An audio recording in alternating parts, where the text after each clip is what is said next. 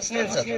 Master Hasnain साहब, आप जब है ना हामिद साहब ले लेंगे, उसके बाद जो बच्चे हैं वो रेंडम में आप उठाएंगे। उसके बाद तो ज्यादा टाइम हम वेस्ट नहीं करेंगे, एक डेमो था तो जल्दी ही हमारे सबसे पहले ग्रुप 1 के लीडर हामिद साहब यहाँ से गेस्ट स्टूडेंट में से बॉयज गर्ल्स को मिक्स करके आपने लेना है।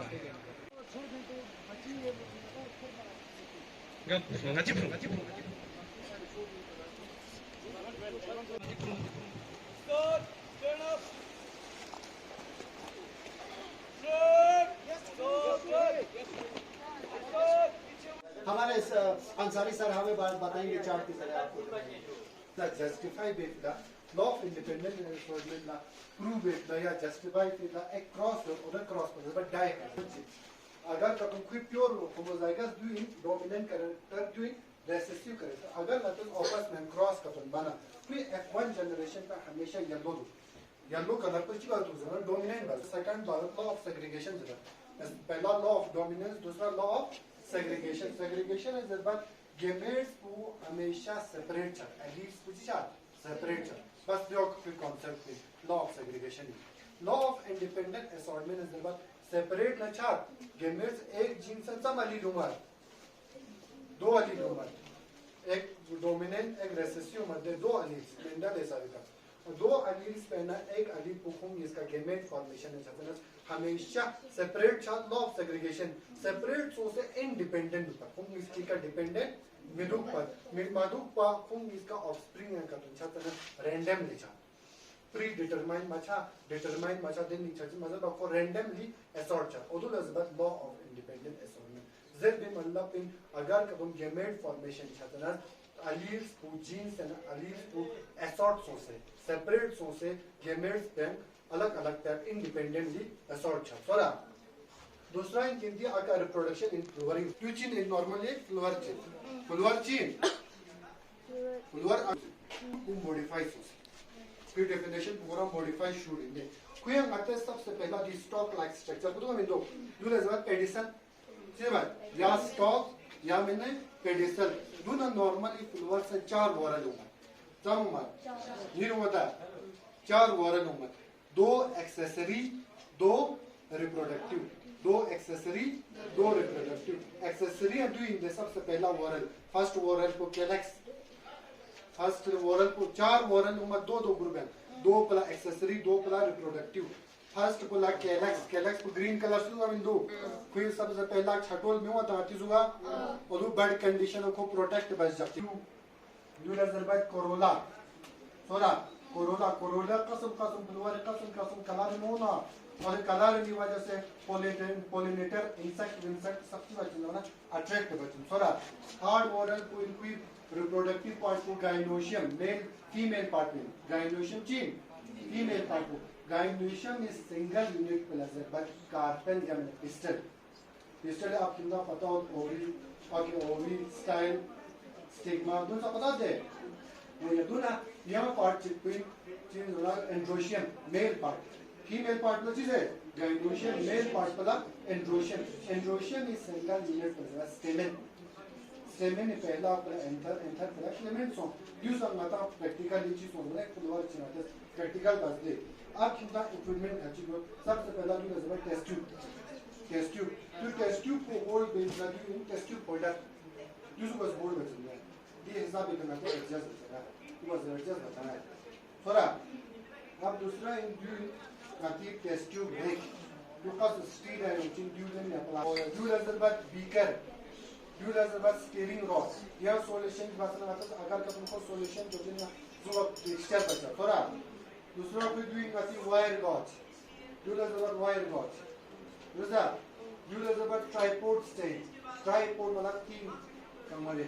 ट्राइपॉड दी यो वाला ट्यूब बाद स्प्रिंट में जो अगर मैं तो सर दी के ब्रिज आपसे ना अदर चीज ना बॉयल बाई चीज जो है सिर्फ चाइना डिश ठीक है चाइना डिश जो आती है अगर दिन का केमिकल होगा जो बाद स्टेनिंग नॉर्मली मतलब लेवल से यूज बात एक ना आयोडीन दूसरा मतलब मिथाइलिन थोड़ा दोनों मतलब यह कतुन मतलब चीज वेट कतुन मेजर कतुन मशीन ना यूज इलेक्ट्रिकल डिवाइस जो मतलब electrical balance do leave opposite pala amitata phenomenon. I as in mechanical balance. Correct? Mechanical balance. Do you need something introduction? तो आप आराम के साथ पूछ सकते हैं ठीक है बीची सेल इनको एनिमल अच्छा एनिमल सेल मसा जी सेल थी पड़ा बट सामने बात ये बस सबसे पहला सेल का क्या होता है सेल मेम्ब्रेन सेल का क्या होता है डबल मेम्ब्रेन मसा जी distortion cell membrane cell membrane के बाद क्या होता है सेल के अंदर साइटोप्लाज्म ट्यूमर साइटोप्लाज्म के अंदर बहुत सारे छोटे छोटे आपको चीजें देखने को मिलेंगी कौन कहते हैं सेल ऑर्गेनेल्स सीधे बात सेल ऑर्गेनेल्स फिर लास्ट में उसका क्या होता है न्यूक्लियस होता है मसा जी तीन बॉडी न्यूक्लियस चार का हमने यहाँ पे सेल दिया है बहुत सारे ऑर्गेनेल्स यहाँ पे structure of some cell organelles दिया गया जैसा कि यहाँ पे आपका क्या है एंडोप्लाज्मिक रेटिकुलम जो क्या होता है सेल न्यूक्लियस के पास ही होता है मसा न्यूक्लियस के साथ ही होता है एंडोप्लाज्मिक रेटिकुलम जो दो पॉड है rough endoplasmic reticulum and smooth endoplasmic reticulum fine adjustment इसका स्पेस हो गया इसके अंदर इसमें क्या होता है लेयर से इसका ये हो गया मिरर दक्सा तो संगी चिक थोन हो गया लेट चिक खेल तो संग हो गया लेट थोन हो जिक मत लेट बहुत तंग सारी करना थोन ठुक थोन इंदो सबसे पहले ने लेट हो यू एडजस्ट बस एडजस्ट बस इसको एडजस्ट करने के बाद आपको यहाँ पे या दक्सा लेट हो सा तो एक बार लेट हो सा आओ ये देख ठीक बस लेट हो फिर ये अपना स्लाइड को आती परमानेंट स्लाइड पहुंचा क्यों सर यहाँ पे आपको यहाँ पे देखना है मसा जी ये से गाना खाना दिया स्ट्रेन ना कलर था स्ट्रेनिंग से ये कलर थोड़ा ना तो दसा की थोड़ा तो अब आपको क्या देखने को मिलता है कलर से थोड़ा नहीं दो और ये गांठी पास थोड़ा मिलते फिर इसको क्या होता है क्लिप लगा के इसको यहाँ पे सेट करना है चाहे कि वुड भी वुड क्लिप तो काट मसा फिर इसको आपको यहाँ पे ये कोर्स एडजस्टमेंट है हमारा फाइनल एडजस्टमेंट कोर्स एडजस्टमेंट में तो ऊपर उतारना आता है देखना इसी तरह से आपको इस तरह से क्लैरिटी आपको नजर आएगा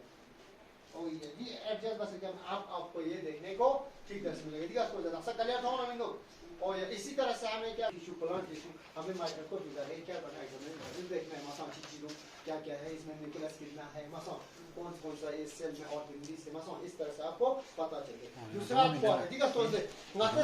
सबसे पहले खाली स्लाइड होना चाहिए इसके बाद हमारे पास क्या होता है सैंपल हो जाए sample specific for example they micro organism bacteria या फॉर एग्जांपल आते प्रोटोजोन माइक्रो ऑर्गेनिज्म क्यों समझो क्यों सर कि आपने उसको क्या करना है मॉनिटरिंग करना है मॉनिटरिंग मतलब आपको अल्कोहल ग्रेडिंग करना है 70% अल्कोहल 90% अल्कोहल 100% अल्कोहल है तंग से याक्सी मसाज याक्सी के अपने 5 मिनट 2 मिनट अलग अलग प्रोसीजर मसाज फिर इसके बाद उस स्पेसिमेन को आपको ये यहाँ पे फोर्सेप की मदद से आपको निकाल के यहाँ पे डालना है मसों दिगतांग सर ये अपने आपको स्ट्रेनिंग जरे कलर चाहिए मसों चाहिए जैसा कि बहुत मिथली जो आता है अदे स्ट्रेनिंग को से थोड़ा बहुत यहाँ पे कलर चाहिए मसों चाहिए कलर तो हमने ये जिनको नंगो से हमें चांसिक मास सेल का तो इन सेल ऑर्गेनिज्म ने दूर कितना डेमो बस यहाँ पहुंची मसों कलर तो अल्लाह कुदूर क्योंकि आपको अच्छा तरह से वो देखने को मिलेगा कलर उस पर मसों देख के अपना की करना तो दुनिया दी स्लाइड पुलिस तो जुले जब कवर स्लिप मसों कवर स्लिप लगाने के एक तरीके से जो बेसिक जो इम्पोर्टेंट जो में चल है या ले वो क्या होता है माइक्रोस्कोप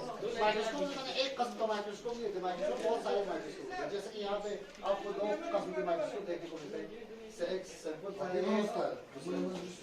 पहले इसको कहते हैं डायसेक्शन माइक्रोस्कोप दूसरी बात डायसेक्शन माइक्रोस्कोप कब यूज करते हैं जब हम किसी ऑर्गेनिज्म को या एनिमल को हम क्या करते हैं डायसेक्शन करते हैं उसका क्या होता है इंटरनल पार्ट उसका मसो छाना डायसेक्शन के लिए हमें डायसेक्शन बॉक्स की जरूरत पड़ता है जो जरूरत टिश्यूज हो गया हमारा सेल हो गया उसको हमें देखने के लिए क्या होता है माइक्रोस्कोप की जरूरत है ये माइक्रोस्कोप को देखने के लिए हमें क्या किसकी जरूरत पड़ता है स्लाइड्स की जरूरत पड़ता है मसो स्लाइड दो किस्म के होते हैं इसको कहते हैं जैसे कि सैंपल स्लाइड खाली है मसो इसको कहते हैं परमानेंट स्लाइड जिसे बात permanent slide this slide can गास सैंपल चिगा चिका तो वो शायद उस स्लाइड को देखने के लिए हमें क्या होता है माइक्रोस्कोप की जरूरत है सबसे पहले स्टडी एथेनॉल चूस्ट ना वो एक सेपरेट बनता है उस दुक्षिन लेकिन अगर आपको रेक्टिफाइड सेपरेट बनाना है आपके किताब में क्लियर मेंशन है रेक्टिफाइड सेपरेट का जो चिन्ह है यार ना एथेनॉल ना छू कोई प्रोपोर्शन को फिक्स कर दो फिक्स जरूर ना जनरल इज रेक्टिफाइड सेपरेट चिन्ह का तो 95% बाय मास ऑफ ची एथेनॉल 95% बायोमास और एथेनॉल दोनों चीज लिखो तो था परसेंटेज तो 100 पे लेना होता है 100 ग्राम चियनो सॉल्यूशन है लो तो दैट्स व्हाट इट से सम ग्राम एथेनॉल यो 395 या अगर वॉल्यूम में कन्वर्ट कर तो बना 100 ml 100 ml सॉल्यूशन पे अनु 95 ml कुछ 300 एथेनॉल बाकी 5 ml कुछ 300 वाटर उसी रेशियो को उसी मिक्सचर को रेक्टिफाइड सेपरेट जरबात और ये मिक्सचर कुछ और सरवाते करता है इस सेपरेट लैंप में डालना होता है ये सेपरेट लैंप में डालना चाहिए सेपरेट लैंप में डाल के फिर इसके बाद अक्सर जो अभी तो यूज्ड है मैंने आती बम्बा आती करके बम्बा समझ गए ना बम्बा ने छिऊ मार तो वो उसमें सर चिकनी सो मारते तो दिखा वो चीज बेसिकली ठीक है ना अब वो गीला हो जाता है आस्ते आस्ते वो सेपरेट इसके ऊपर फ्लो होने लगता है जो गीला मिश्रण कंटिन्यूअस तो जब आप जलाओगे तो वो हीट प्रोड्यूस करता है हीट प्रोड्यूस बचे इसके बगैर ये जो ट्राइपोड स्टैंड है इसके अंदर आपको सेपरेट लैंप को रखना होता है फिर इसके बाद स्लाब स्प्रिंगल ये वायर बॉस इस वायर जो अजमत वायर बॉस जैसे थोड़ा आते स्पीकर को जासा हीट वगैरह नहीं चले क्योंकि हीट लगते ही ये शीशा टूट भी सकता है इसलिए ऑप्टिमम टेंपरेचर फॉर चुकमिना जरूरी चीज हो आपको ये फिल्टर पेपर वाली जो वायर बॉस है इसके ऊपर रखना है दी फिल्टर पेपर को maximum of the heat absorb बचे पूरा दी साइड को हम मैं ना जगह चाहिए इच्छा कर तो मैं फोकस ही चाहिए हीट लगती को टूटने का खतरा होता है दिगा फोकस चूस एक लिमिट होता है हीट ताना सच में लिमिट क्यों चाहिए में एक लिमिट होगा उस पर्टिकुलर लिमिट से अगर बाहर चली जाएगी 30% से ज्यादा हीट का तो ताना वो टूट जाएगी क्यों जरा हीट ताना अच्छा से ना लेकिन हीट देखिए इसको मैं पिघल भी सकता हूं ना इसकी अपनी एक मेल्टिंग पॉइंट होती है और दे सब पहले साथ का ताना चाहिए तीन यूजी ने में चक सी छू देंगे चक से छू तो क्यों आ रही है उससे बचाने के लिए क्योंकि रेक्टिफाइड सेपरेट से जो फ्लेम निकल रही है उस फ्लेम के अंदर डिफरेंट कलर क्या होते हैं फ्लेम बीचिंग बेचे अलग-अलग colour blue flame bitching yellow flame chipping में ध्यान ब्लू फ्लेम को खतरा है बहुत ज्यादा हीट प्रोड्यूस करता है वो समझ गए ना तो उन चीजों और यह भी इंपॉर्टेंट पॉइंट चीज इस फिल्टर पेपर का क्या है ना दिखा फोक पची वो जो हीट है वो जो फ्लेम है वो पूरी तरह फैल जाती है जब फैलेगी का तो अच्छा ना जी पूरा साइड हमारा हीट फोकस होगा यूनिफॉर्म हीट लगेगा हर जगह क्या होंगे पार्टिकल्स होंगे हर पार्टिकल्स को यूनिफॉर्म हीट होगा ना वो सेम तरीके से सारा पार्टिकल्स रिएक्शन कराने Agora, olha, ab ngate do zubet, dia zuba setans, ab ngate shvet, dia zuba se job. Diga ngate current pon bet, zuba se current on bas mavas, ab ye zuba se job, current produce chu kuch se magnetize, chach. Ab to zeta. Dil. Bas mavas attract, yo है zuba.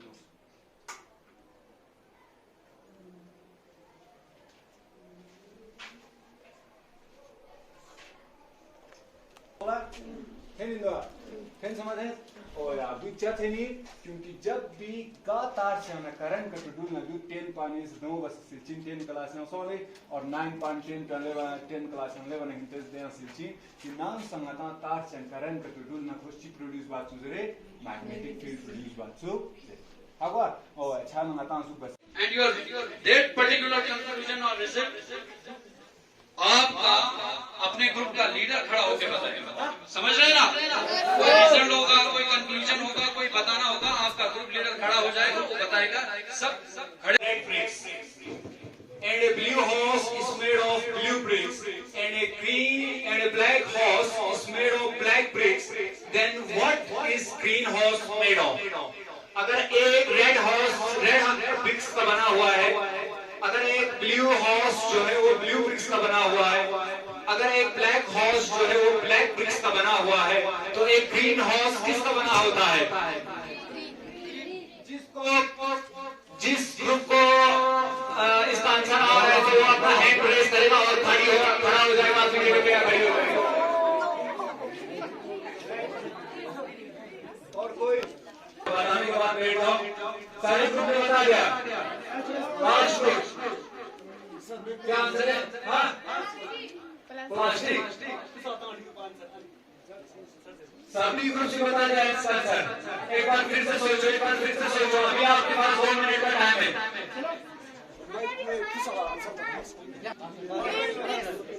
आपने बताया आप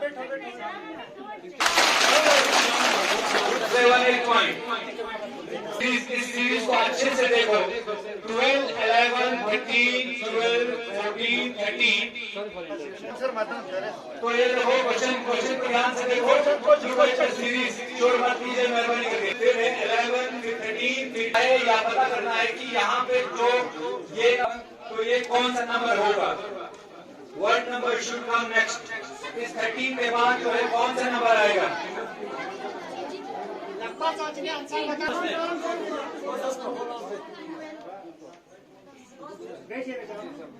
जो पहले खड़ा हुआ वो बेटा 50.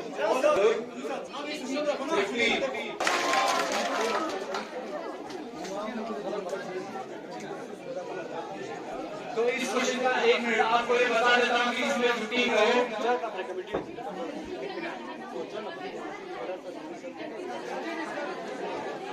जिस ग्रुप को भी आंसर आ रहा हो वो जल्दी से हाथ खड़ा करेगा, ठीक है?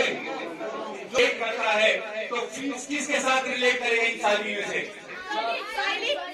हाथ खड़ा करो अपनी जगह पे बैठ के।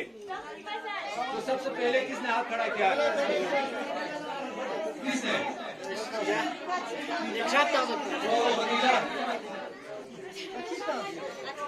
विजुअल है ना, बहुत दिख रहा है ना। बोलना नहीं है, ठीक है?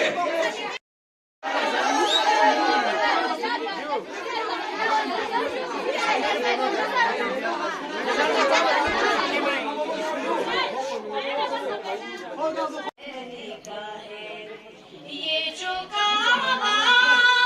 है तुम न समझोगे, ये जो काबा है तुम न समझोगे, गर पुराना मेरे हुसैन का है। क्यों किसी के दर पे जाए, क्यों किसी के दर पे जाए, को सुनाए आपके होठ बाबू, ये मेरी कहना पड़ेगा, वक़्त ऐसा भी आएगी नादान, तुझको कांटों पे चलना पड़ेगा, तुझको कांटों पे चलना पड़ेगा। ऑर्डर के मुताबिक ट्रेनिंग ऑफ स्कूल्स के लिए जिन्होंने कहा था, यानी ट्रेनिंग ऑफ स्कूल्स या पार्टनरशिप अमंग स्कूल्स भी कहते हैं इसको, तो इसमें बाहर से जो गेस्ट स्कूल्स आते हैं उसमें स्कूल्स के स्टूडेंट्स और टीचर्स के बीच में इंटरेक्शन के लिए लाए जाते हैं। तो as a part of this training programme आज हमारे हायर सेकेंडरी स्कूल बरसों में हमारे हाई स्कूल तकत और हाई स्कूल बरतों से स्टूडेंट्स और टीचर्स सेकेंडरी लेवल के 9th और 10th लेवल के स्टूडेंट्स आए थे। तो यहाँ हमने आज 30 अगस्त को ये फिक्स किया था, हमारी जो हायर अथॉरिटीज़ के ऑर्डर के हिसाब से लास्ट वीक ऑफ अगस्त में 20 से 30 अगस्त के बीच में हमने ये प्रोग्राम करवाना था। तो इस लिहाज से हमने डिटेल शेड्यूल बनाए थे। डिटेल शेड्यूल में सबसे पहले आज हमारे जो गेस्ट स्टूडेंट्स थे जो बरतू और हाई स्कूल तकत से आए थे, उन्होंने हमारी मॉर्निंग असेंबली में हिस्सा लिया, उन्होंने ज्वाइन की। जो हमारी मॉर्निंग असेंबली हुई उसमें सभी बच्चों ने गेस्ट स्टूडेंट्स, विजिटिंग टीचर्स और होस्ट स्टूडेंट्स और टीचर्स सभी ने हिस्सा लिया। तो उसके बाद हमारी डिटेल शेड्यूल में सबसे पहले ऑब्जर्वेशन विजिट थे। उन हमारे गेस्ट स्टूडेंट्स को, विजिटिंग स्टूडेंट्स को हमारे लाइब्रेरी में, हमारे लेबॉरेटरीज़ में, जिसमें 3 लेबॉरेटरीज़ हैं, फिज़िक्स लेबॉरेटरी, केमिस्ट्री लेबॉरेटरी और हमारी बायोलॉजी लेबॉरेटरी, वहाँ उनको विज़िट करवाया। उन लेबॉरेटरीज़ में एक्सपर्ट्स बैठे हुए थे जो रेस्पेक्टिव लेक्चरर्स होते हैं, जैसे बायोलॉजी में लेक्चरर फिज़िक्स, ये बॉटनी और जोलॉजी के लेक्चरर्स, फिज़िक्स में फिज़िक्स के लेक्चरर और केमिस्ट्री के लेक्चरर्स, और कंसर्न जो लेबॉरेटरी असिस्टेंट्स हैं उन्होंने उनको लेबॉरेटरी की वर्किंग्स के बारे में, इक्विपमेंट्स के बारे में, जो ओवरऑल वर्किंग प्रोसेस और प्रोसीजर है उसके बारे में बच्चों को आगाह किया। तो इसके अलावा लाइब्रेरी विज़िट किया, क्योंकि हमारा जो लाइब्रेरी है वो नए बने हुए हैं, तो उसमें बच्चों को दिखाया गया जो अलग अलग तरीके के अलग अलग टाइप्स के जो किताबें आए हैं कम्पिटिटिव एग्ज़ाम्स के, चाहे नीट के हो, चाहे JEE के हो, चाहे NDA और CDS के हो, या बैंकिंग और गवर्नमेंट सेक्टर एग्जामिनेशंस के हो, उन सारे चीज़ों के बारे में बच्चों को आगाह किया।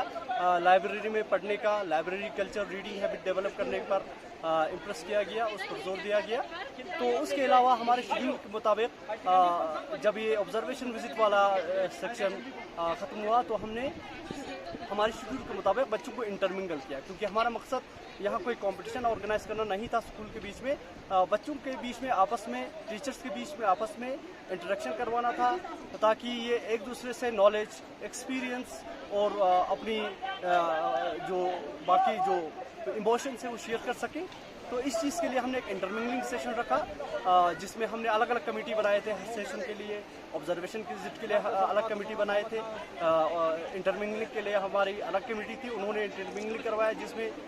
जो अलग अलग स्टूडेंट्स आए हैं बरतू से, तैकत से और हायर सेकेंडरी स्कूल बरसों से, उनके बीच में आपस में इंटरेक्शन कराया।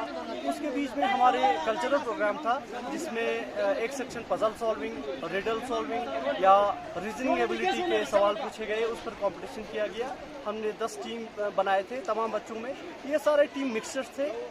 यानी एक पर्टिकुलर टीम में हायर सेकेंडरी स्कूल बरसों, हाई स्कूल तैकत और हाई स्कूल बरतू के स्टूडेंट्स थे। तो दूसरी टीम में भी इसी तरह बिल्कुल इसी प्रोसीजर पे, इसी प्लान के हिसाब से हमने बनाए थे। तो हमारा मकसद था बच्चों में जो some sort of friendliness develop हो जाए, उनमें एक कनेक्शन डेवलप हो जाए, एक दूसरे से बहुत सारे इंफॉर्मेशन शेयर कर सकें। इसी तरह ताकि बच्चों में एक रीडिंग, एक पढ़ने की कल्चर उनमें डेवलप हो,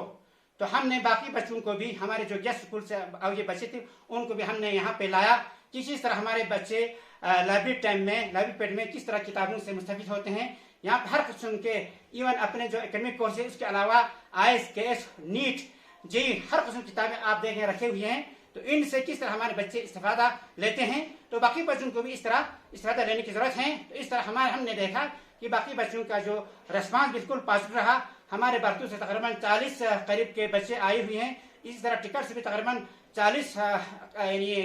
नंबर के करीब स्टूडेंट्स आए हुए हैं। उन्हें बढ़ चढ़ कर हमारे इस प्रोग्राम में हिस्सा ले रहे हैं, क्योंकि आप जानते हैं हमारा ये मकसद है कि किस तरह है ना हमारे इस एजुकेशन की फील्ड में डेवलपमेंट लाए। क्योंकि आप जानते हैं ये जो हायर सेकेंडरी के जो एडजेसेंट एरियाज में हमारे 2 स्कूल सिचुएटेड है, जो गवर्नमेंट हाई स्कूल है टिकट और गवर्नमेंट हाई स्कूल है बरतू। इनके जो 9 क्लास और 10 क्लास के बच्चे यहाँ पर एक टिविलिंग जो है, टिविलिंग एक हमारा एक प्रोग्राम था चीफ एजुकेशन ऑफिसर के ऑर्डर के हिसाब से उसको उन्होंने होस्ट कर रहे थे। तो इस टिविलिंग प्रोग्राम में हिस्सा लेने के लिए हमने भी अपने बच्चे यहाँ पर लाए। सुबह इन्होंने अच्छी तरह से होस्ट किया और यहाँ के लेबॉरेटरीज, लाइब्रेरीज और डिफरेंट लैब्स या लाइब्रेरी सब देखने का मौका मिला। और बच्चों को काफ़ी टीचिंग लर्निंग से रिलेटेड काफ़ी इनको एक्सपोजर मिला, क्योंकि आजकल हमारे जो यूपी गवर्नमेंट हो या डिस्ट्रिक्ट